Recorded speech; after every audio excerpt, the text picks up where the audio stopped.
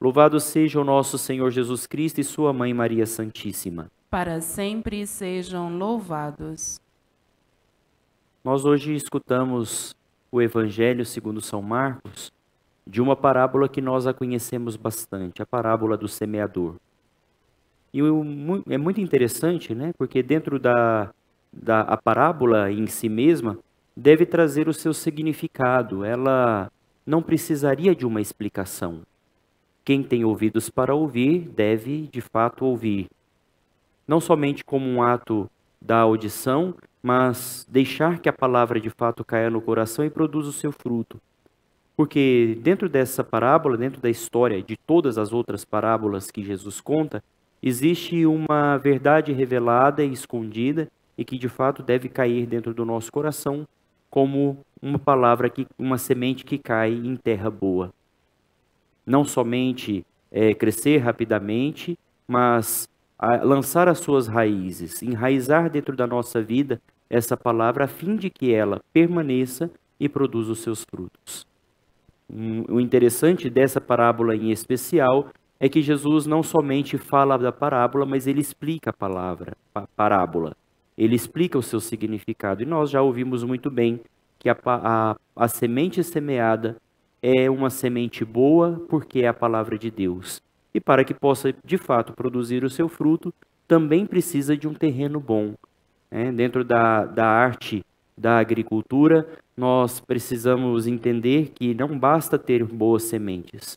É necessário preparar terreno, é necessário deixar que a terra esteja também favorável para acolher a boa semente, e assim a semente pode produzir o seu fruto. Nós vimos dentro dessas semanas a história dos reis de Israel, os primeiros reis de Israel. Saul foi escolhido por Deus e ungido para conduzir o povo de Deus.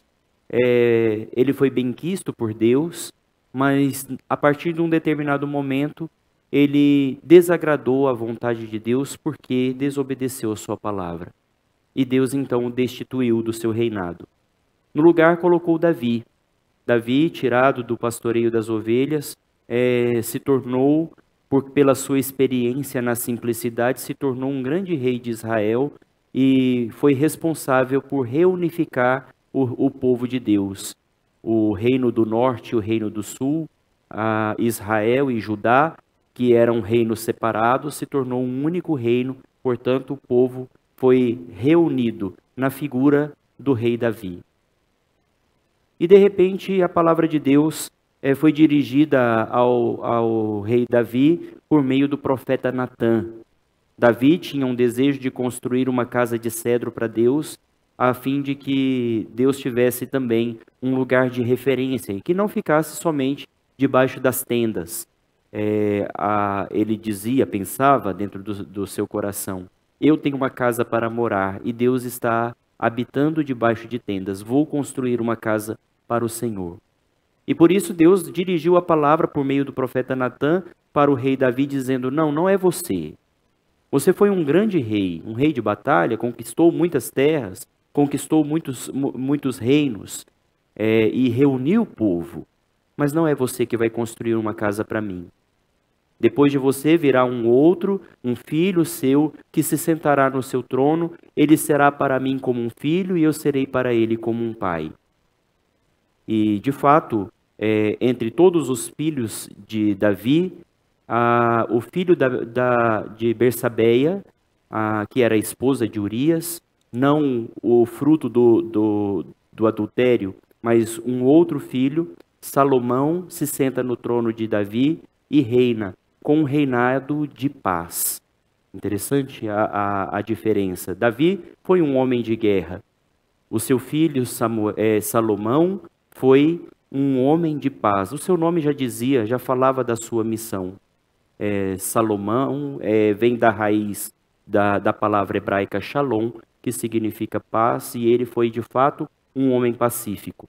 Em todo o seu reinado, que não foi curto, né, foi um reinado longo, ele não teve nenhum momento de guerra, nenhuma batalha dentro do seu pastoreio.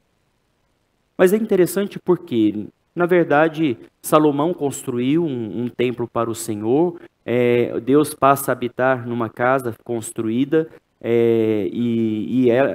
essa casa se tornou referência para todo o povo de Israel.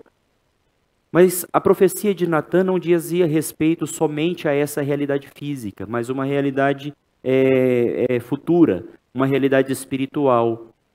Jesus é filho de Davi, ele é da descendência de Davi, ele é o verdadeiro homem de paz, é ele que vem trazer a sua paz, a paz que eu venho trazer a paz, a minha paz eu vos dou, ele disse.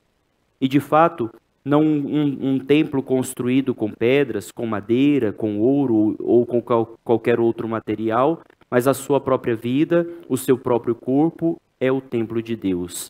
O templo de Deus, na Sagrada Escritura, tem muitos significados, é claro, mas um deles sempre me chama a atenção. O templo é o lugar onde Deus habita. E quando o Verbo de Deus se faz carne e habita entre nós, Deus faz morada entre os homens. O seu próprio corpo é o seu templo. Portanto, na participação do reino de Deus, cada um de nós que somos pedras vivas e que pelo batismo fomos inseridos nesse templo espiritual, somos também presença de Deus e templo de Deus. Louvado seja o nosso Senhor Jesus Cristo. Para sempre seja louvado.